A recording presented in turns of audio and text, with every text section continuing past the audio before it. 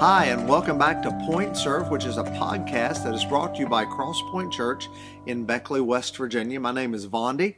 I'm the lead pastor here at Cross Point, and we are so glad that you chose to tune in again this month with us. Allow me just to take a moment and let you know what we hope that this podcast will achieve. We want to give you practical information and steps for followers of Christ who are in leadership organizations, regardless of the station, whether it is secular or sacred, at churches or in the marketplace. We want to help you improve your leadership abilities and influence others that are around you and in your environment. That's what we hope to do. And here at Point Serve, we are walking our way through some leadership ideas. Today we're going to take a little bit of a turn. We've talked in the past about Appalachian leadership in a book that will be coming out hopefully very soon. But right now we're going to talk about, as a leader, how do I lead other leaders around me? Because each and every one of us realize that there are leaders within every organization at every level and at every strata. And so if we understand that, we then begin to look at how do I lead them in the very best possible way. You can go all the way back 2,000 years ago to Romans 12, 1 Corinthians 12, or Ephesians 4, and you will find that God, even back then, talked about the way different people are wired and how they look at life differently. And it's in that process that we need to understand, as leaders of organizations, how we can best walk and work with them to get them to be the very best leader that they can be. And so today we're going to talk about that. And when you think about leaders, understand something. Every leader is different, and they should be.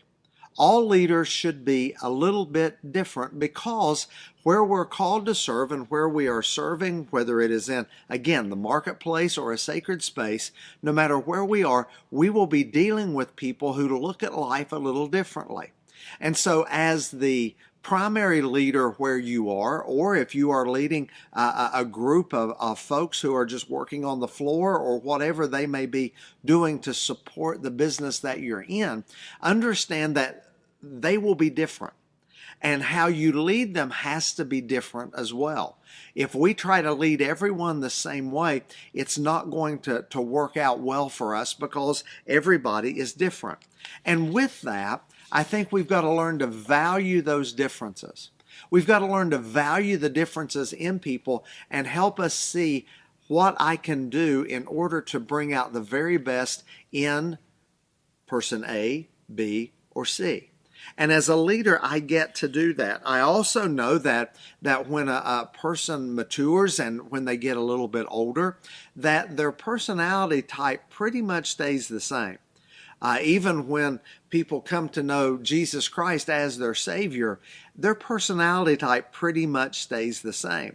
So how do I, as a leader, work with them? How do I walk with them? How do I develop an awareness of the different personalities that are out there? When I look at the Bible, when I look at other leadership literature that has been placed out there for different personality types, how do I walk with people like that? How do I become aware of that? Because if I'm not aware of that, I begin to think everybody's like me, and everybody looks at life like I do, and not everybody does. Sad to say, but not everybody looks at life just like I do.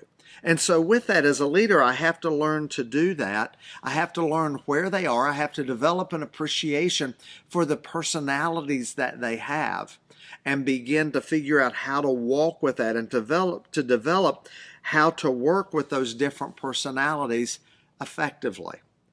Because every one of us will work with people. And so what I want us to look at right now is, what kind of a leader am I? Because if I begin to know what kind of leader I am, then I can get to the place to where I can learn how to work with other folks as well, and understand how they think and how they tick and how they move. I've taken different leadership personality types, and I've kind of turned them into some West Virginia animal characters, all right? And the first animal character is the raccoon. And the raccoon, when you think about a raccoon, when you see them, they're normally into something. They are almost the life of the party. They're very photogenic. There are people that are kind of out there, or animals that are kind of out there. And when I look at people with a raccoon type personality, when I kind of see who they are, there are some ways that I can spot them, so that if I as a leader know their personality type, I can better lead them. How do you spot a raccoon? How do you find someone that has that kind of a personality type? Well, one of the things you'll notice about raccoons is colors are big for them. If you see someone who's flamboyant, someone who is really into color, and they're kind of out there with that, when you begin to see that, that may give you an idea that this is a raccoon personality type.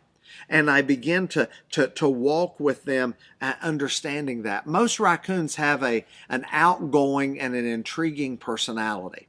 Most raccoons, people are kind of drawn to them. They will come and they will want to spend time with them. You can find this in an elementary school playground easily. If you look for the kids that some of the other kids are all circled around, they're probably a raccoon personality type. They're probably one that brings everybody together. And the raccoons are typically noisy. They're typically out there, and they like to be seen, and they like to be the center of attention. And so if you're leading someone with that personality type, that has that raccoon personality type, what is it that they need more than anything else?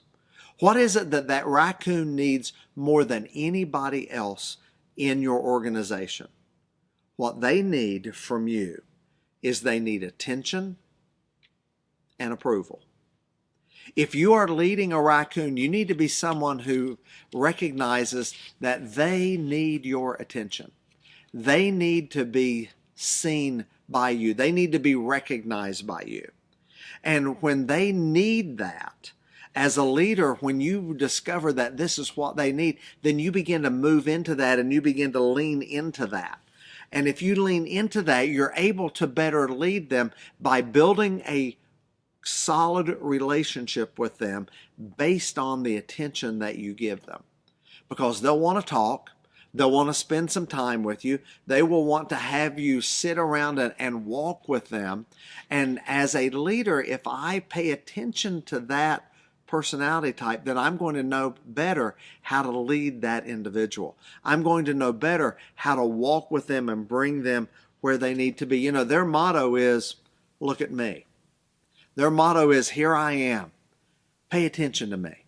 Please notice me. Please see what I'm doing. Please see where I am. Would you spend some time with me?